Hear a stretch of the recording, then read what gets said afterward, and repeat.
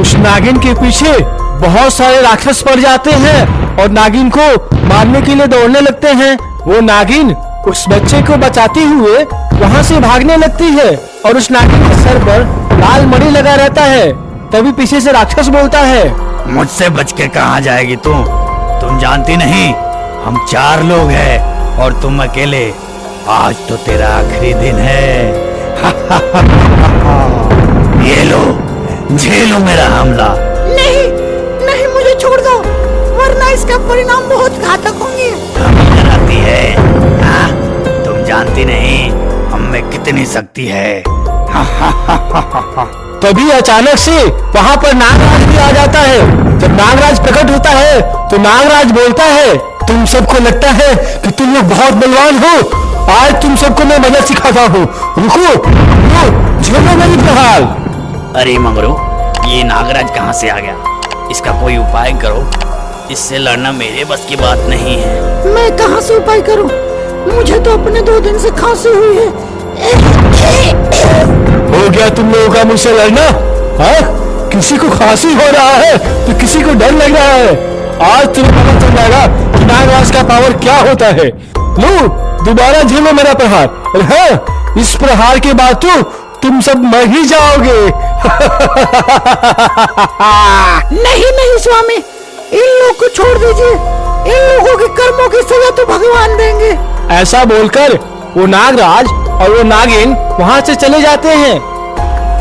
जैसे ही वो नागराज और नागिन जाते हैं तभी वहां पर एक साधु महात्मा प्रकट हो जाते हैं और बोलते हैं, तुम लोगों ने मेरे बच्चे पे प्रहार किया।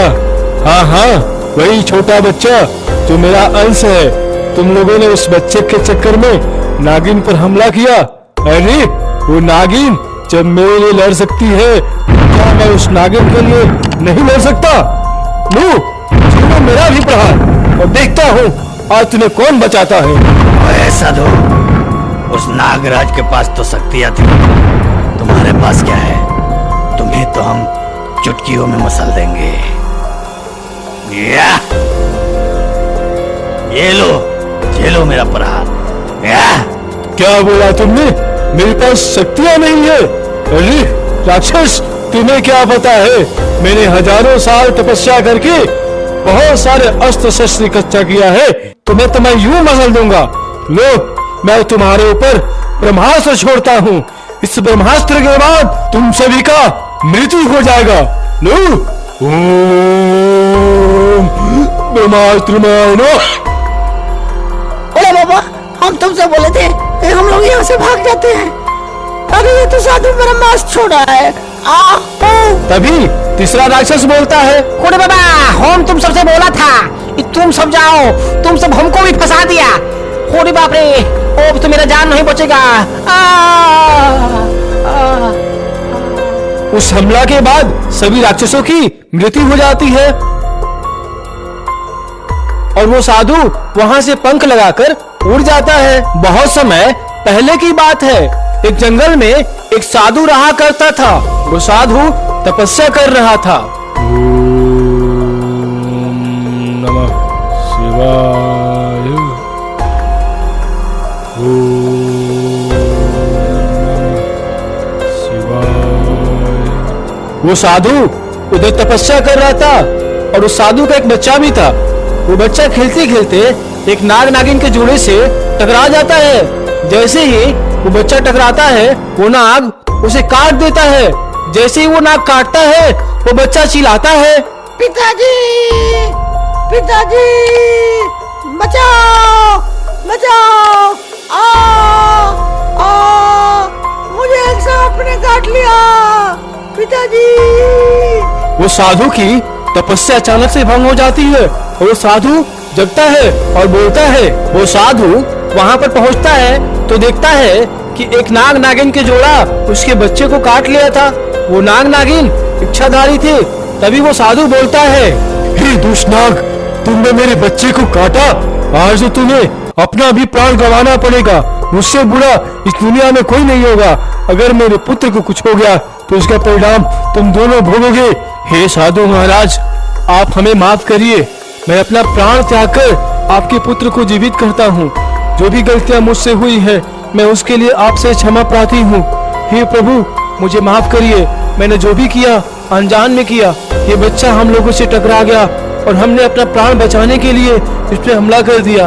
हे प्रभु मुझे माफ करिए, मैं अपना प्राण त्यागता हूँ और उस बच्चे को जिंदा करता हूँ। ऐसा बोलकर वो नागराज उस बच्चे के अंदर अपना प्राण डाल लेता है और जैसे ही वो नागराज अपना प्राण उस बच्चे के अंदर डालता है वो नागराज मर जाता है। तभी नागिन कहती है, नहीं स्वामी,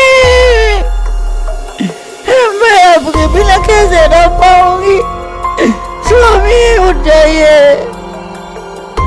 हे साधु महाराज, मेरे पति को कैसे भी बचा लीजिए, नहीं तो मैं भी प्राण त्याग दूंगी।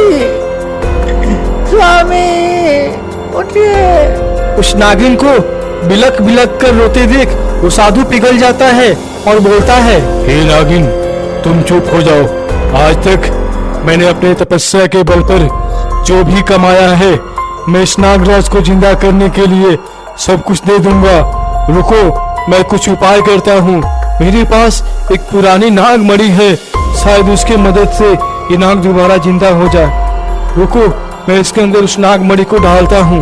वो साधु अपने सभी शक्तियों को त्याग करके उस नागराज के अंदर प्राण डाल देता है।